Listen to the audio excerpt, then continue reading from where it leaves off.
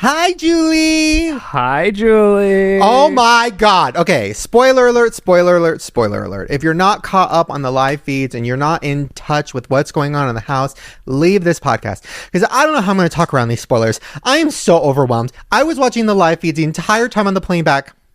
It was so overwhelming. I have so much to say. But before I get into that, I just want to bring up my favorite thing of all time. What? Now, I heard this originally on one of my favorite podcasts ever, Real Talk, which is hosted by Tommy from Big Brother 22. I need to look into that. But check it out if you love Big Brother, Real Talk, TAWK. Anyways, so Tommy was talking about Felicia, and his sister Angela is on the podcast too, and they were talking about Felicia. And his sister said, I can't with her crispy R's and whistling S's. And you guys know Felicia, right? We've played clips of her on the show. I'll try to find another one. But yes, she does have a gap. She has a tooth that she takes out when she eats. Mm-hmm. So she has a gap in her mouth. She just pops it out sometimes. Pops it out while she's, hanging out on her bed. She'll pop out her tooth. It's iconic. But yes, every word that has an S in it, especially the ones that end in S, like votes, will have a whistle. So so now I can't whistle, right? Like this is me trying to whistle. Oh, that was better than you've done in the past. That was bad. So I can't do this, so Ryland has to do it for you, but I've been making him do this all week. So, okay, Ryland, as Felicia, say votes. I gotta get the votes. Gotta get the votes.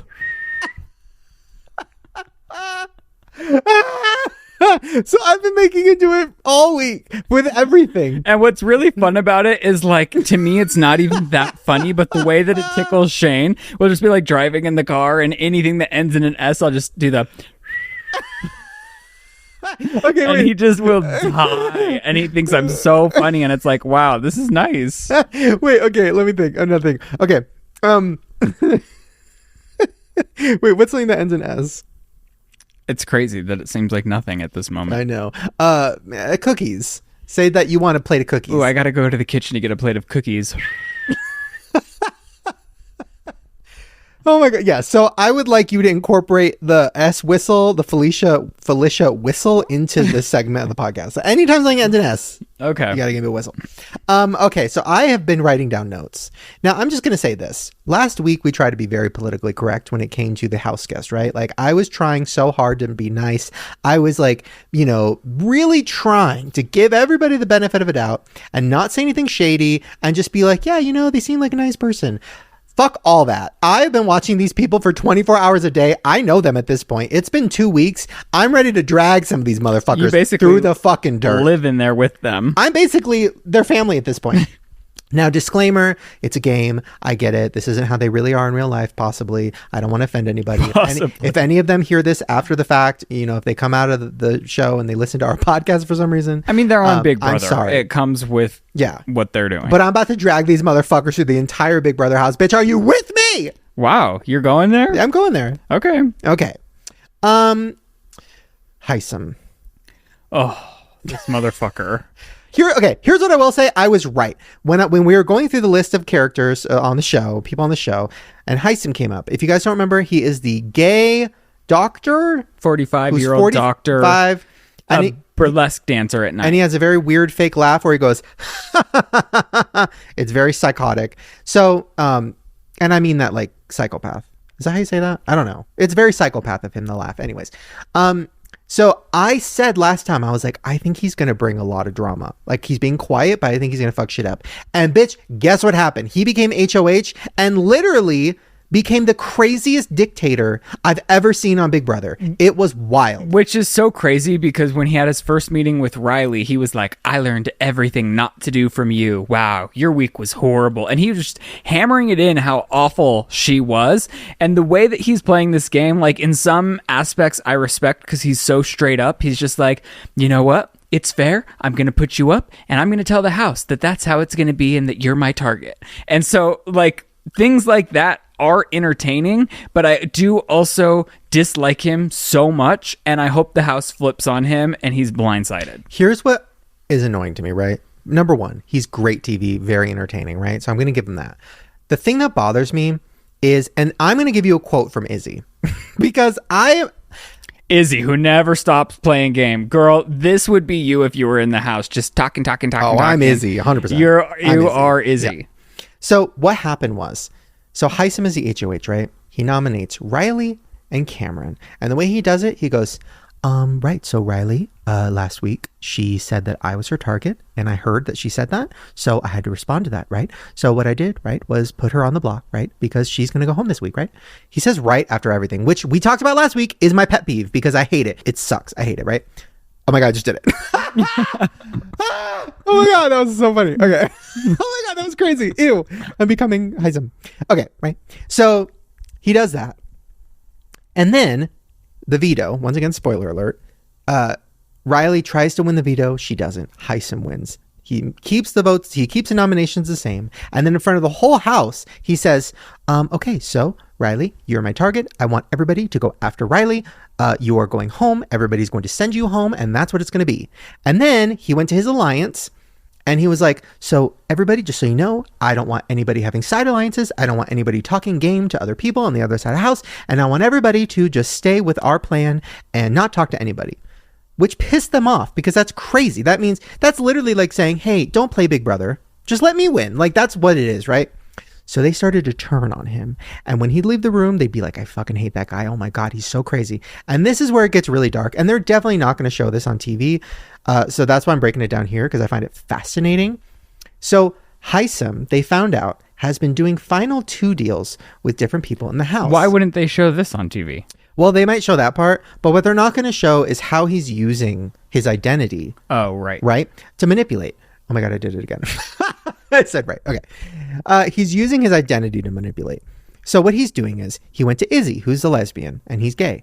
And he's like, hey, Izzy, so obviously without even having to say this, you know you're my number 1 person. I want a final 2 with you. We're both LGBTQIA+. So it would be 2 LGBTQIA plus people in the final 2. That's never happened before. This is big for us. So I would never put a gay person on the block. I would never do that to you. So me and you, we're never going to come for each other because we're both LGBTQIA plus and we're going to be in this LGBTQIA plus alliance, right?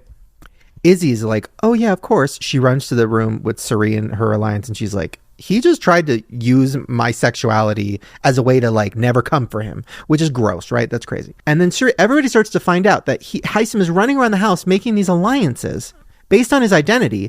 And but it's a lie because he has final 2s with everyone. He even tried to make a final 2 with Corey. And he went to Corey and he's like, listen, we're both underdogs. We both, underdogs. Hisam is not an underdog. We're misfits. We're different than everybody else. So we're going to have our little underdog alliance, and it's like, no, so you can't be making all these fucking alliances. So then Izzy straight up said, she was like, let me read this because I wrote it down. Izzy said, he is such a virtue signaling narcissist. He's running around telling everybody not to, to play with him. He's not, all these things. And he's using his identity and he's using sexuality and gender and ethnicity. He's using every trick in the book. And also threatening people, saying if you don't do what I want, this is going to be bad for you. Yeah. And finding crazy, like to Matt, he was like, this is going to mean you're in a showmance, even if you're not. And that's how I'm going to project it. And you're going to go home if you try to save Riley. He's just like going too hard, so aggressively. And here's the thing. I am fine with somebody using their identity as a way to get like a group together, right? Like the cookout. If you watch Big Brother, a couple years ago, the cookout where the black people in the house banded together and they're like, listen, we want a black winner. So we're sticking together. We're going to all have a white friend and we're going to knock them off one by one. It was genius. It was such an iconic move. Mm-hmm. So I understand and I'm fine with it. Like if Hisam was honest and he went to all the gay people in the house, there's only Izzy and Blue, I think is like bi. I don't know. But so he went, if he was to go to them and say, I want to do an LGBTQIA plus, alliance, we're going to be the queens or whatever. And we're going to stick together. If it was real, that would be fine. Because it's like, all right, I get it. But it's not real. It's fake alliances using identity. That's gross to me. Well, and this is where the house started turning because then they got together and everyone was pretty much going to follow Hisam's rules, vote Riley out, and that was going to be that. But then Suri, she was kind of like, I'm sick of him being a dictator. And then this is what's been a little bit frustrating this week is like they really got everyone to flip and like now we're voting Cameron out. And then last night they're like, I don't know, should we not? And it's like Cameron, he annoys me for no reason specifically, but it's not even that I want him to go as much as I want to see Heisem blindsided so crazily. Like, after he's dictated this week, I just want to see his face Thursday night when they vote Riley out. He's wild. He is crazy, and I don't know where the house stands right now. It's Wednesday night when we're filming this. Oh, but I hope they just get him good, because for him, I haven't seen, and I guess it's like interesting to see somebody be so direct, even with Riley. He just sat her down and he's like, "You're my target. I'm going to tell the house you're my target." And then he does in his speech. So it's like, I don't know. Now I'm going to go through, I wrote down some notes. I'm going to go through a few things that I learned that I thought were interesting. Number one, they're not allowed to have air freshener in the house. So they're all sharing a bathroom. There's 15, 16 people all shitting together, and they have no air freshener. Why can't they have air freshener? They I don't know. Want to make them crazy? Like the house guests crazy? I guess maybe psychological torture. I don't know, but that's insane. That's wild. Yeah. So that was gross and crazy to me. Number two, so this is something I learned because, I'm watching all night. So, when you're watching the actual show and the diary room, that's when the house guests are talking to the camera and they're like, this week my plan is to backdoor this person. Those diary room sessions last about 30 minutes to an hour, and they take place at like 3:30 in the morning. Sometimes one of the house guests will be asleep, and then a voice will come on, "Bowie, please go to the diary room." And then she has to get up, like wipe her eyes off, go to the diary room, and do her whole thing. Is that crazy? Yeah. They keep them up until like 5 a.m. That's wild to me. And do they have a set time where they have to wake up, or are you asleep? 10 a.m. Every day? 10 a.m. And they don't show this on the feeds, but every day at 10 a.m. they start playing music through the house to wake everybody up. They don't show it on the feeds because of copyright issues, but that's what happens. Wow. Okay. Another thing. This is something that annoys me. If you've been watching the actual show on TV, Thursday nights is eviction night, right? So tomorrow night, eviction night, or tonight when you're listening to this. It's my favorite night. I love it so much, but I have a request, and I'm making this to you too, because if you're ever on Big Brother, please, when you are voting, do not do shout outs. I hate it. And listen, I get it. People miss their families. I understand the sentimentality of it. I'm a sensitive person, but it is so annoying. Like, here's an example. It'll be like, Julie will be like, "Okay, Blue, who do you vote for?" And then Blue will be like, "Julie, I vote to evict Cameron." "Shut up, Mom and Dad. Oh my God, I love you. Happy birthday. I want to go do this. I hate it. I hate it. And every single person does it. If I'm being honest, I'd probably do it if I was on the show. Maybe once, but that's it. Know that my favorite thing would be if you didn't do it, because it's so fucking annoying when people do it, and I hate it because it gets more and more, it lasts longer and longer. Like one house guest, I forgot who it was, but it was like, "I vote to evict Cameron." And then 30 seconds of them slowly walking out the door being like, "Shout out to, oh my God, to Megan, my favorite best friend. Please make sure to feed the dog, and also make sure to give everybody a hug because I love you so much." And I'm like, no, I agree. Like, limit it to one or two people, or switch it up each week. Switch up the person and just do one and done. Bye. Yeah, I hate it. Okay, hold on. I'm just reading through my notes right now.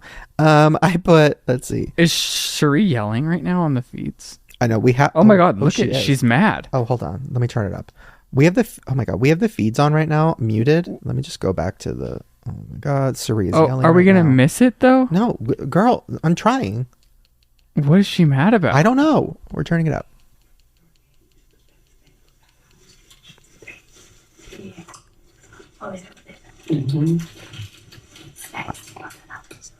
Okay.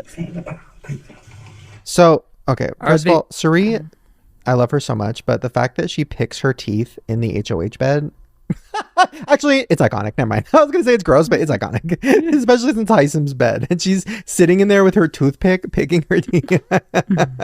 Oh my God, I love her. Okay, false alarm. They weren't actually yelling. She was whispering really loud. Yeah, they're going back and forth. They're trying to blindside Heisem. They want to keep Riley because Riley's going to go after Heisem. And that would be iconic because he has no idea. But then in the last second, yesterday, Cerie was like, "You know what? Never mind. That's a bad idea," even though this was her plan. And then she started convincing everyone that it was a bad idea. And I'm like, if you keep flip-flopping, then everyone's going to know that you were the one that was trying to rule the house, and people are going to start targeting you. So you have to choose a plan and stick to it. I know. Okay, Blue crying. Oh, okay. This was interesting to me. So I don't think we talked about this last time, but so Blue is interesting to me because she has been crying a lot. Like she'll do these one-on-ones with people, and she'll just start talking about something from her life or her childhood, and she'll start crying. And I don't think it's fake, but it definitely feels planned, right? And then so she did it. I think with Suri. Was it Suri? No, it was with Izzy. She cried with Izzy about something, and then she leaves the room. She thought it went well. She tells her, Jag, she's like, yeah, I just cried with Izzy. Like, we really connected. Like, I think she really connected with me because, like, I cried in front of her. Cut to the other room where Izzy walks in to Suri, and she goes, oh, Blue is trying so hard. She was crying. It was like so dramatic. It was so annoying. So yeah, Blue's crying to get people to like her ain't working. So I wish I could tell her to stop. That is hard. I guess if I were to go in the Big Brother house, I would try to be as authentic as I could be, because I feel like my bullshit meter goes off with people who it feels like they aren't being who they actually are. Right. So dream case scenario for me this week. The house votes to keep Riley. Hisam is so shook. And then Riley... No, honestly, then I would want Felicia or Cherie to win HOH. I just think it'd be so fun to watch. Interesting. Okay. I would say, yeah, dream case scenario for me. I don't think Riley's going to stay. I think they're going to vote her out because, of course, they're going to fold. So annoying. They're going to vote her out. Dream scenario... I would say, yeah, Felicia winning HOH would be hilarious to me. Just to see how she reigns. Oh, my God. There would be so many meetings. So many meetings. Oh, it would be so good. But yeah, I guess who at the moment do you think is... We'll end with this. Who do you think is playing the worst game, and who do you think is playing the best game? And you guys, please sound off too. Like, I don't know how... There's not a comment section on this. I guess I don't know. I don't know where you could sound off. Sorry. I guess you could sound off in the reviews, but that sounds like I'm trying to get reviews. Like, sound off in the iTunes reviews. I'm not trying to do that. But, I guess there, or just maybe reply to Instagram stories. I don't know. Yeah. We want to hear your thoughts. We should have you guys send in voicemails. I don't remember the voicemail number. Okay, we'll figure that out next week. Who do you think is the best? Who's worst? Wow. Okay. Well, I'll definitely tell you my favorite to watch is... Cherie, Felicia, and Izzy. I love that room. I love watching them all in that room. Yes. And who do you think is playing the worst game? Oh, worst game. Well, do you have somebody on the top of your head while I'm thinking? Okay. I would say the best game at the moment is Suri. Nobody wants her out. She's running the house. Whatever she wants to do happens, and it's wild. She's playing the best game. I'd say the worst game is... I wish I could see a picture of all of them right now so I could really think about it. I guess the worst game at the current moment would be Hisam, because he's creating such a target for himself, because he's being so aggressive, and he keeps saying, I don't believe in backdooring, right? I don't think backdooring is right. And that's annoying, and he's going to get backdoored. So you shouldn't say that, because people are going to backdoor you now. I would say I think one of the worst is like America, just because I don't ever hear her talk. I never hear her scheming with anybody. She's not really in on it with many people, and it's just like she's low under the radar. But isn't that a good game? Maybe. But that's the thing. But is if it nobody's talking about it? So it's a good game if halfway through she really kicks it up, she starts winning, she starts playing hard. Like, I will say, if Hisam can pull this off and then continue to win HOH every other week, then he is playing a good game for himself, because people are going to vote for him at the end because he made such bold, crazy moves. I don't like how he's playing, but I do agree, Suri, she's running things, she's not a target. That's good to me. Listen, this might be boring, but I'm going to break down the types of game, right? You have social game, which is people like Suri, who are great socially, getting people to like them, to trust them, to open up to them. Then you have competition beasts. Those are people who win everything. So it doesn't matter if they're a target, they're going to win the veto, they're going to get off the block, right? Those are the competition beasts. That's going to be Hisam, potentially Riley, maybe Matt. Yeah. Then you have floaters. Floaters are the most hated type of gameplay, which is why you picked America, because she's a floater. Floaters are people who don't have a solid alliance. They kind of float around. They're in between sides. I would say at the moment, Corey, America, Jared, but on purpose, he's playing both sides of the house. So floaters are people like that. And then you have rats. Rats actually is what Jared is playing right now, which he's playing it very well. He is connected to both sides of the house, and he rats. Sorry, Riley's talking to the camera.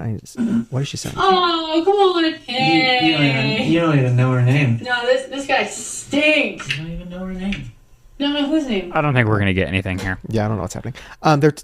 It's always weird when they talk to the camera because they like think like they're famous. Do you know what I mean? Yeah. Like they'll be like, "Okay, okay, America, let's talk." Who is it that is doing that? She's like vlogging.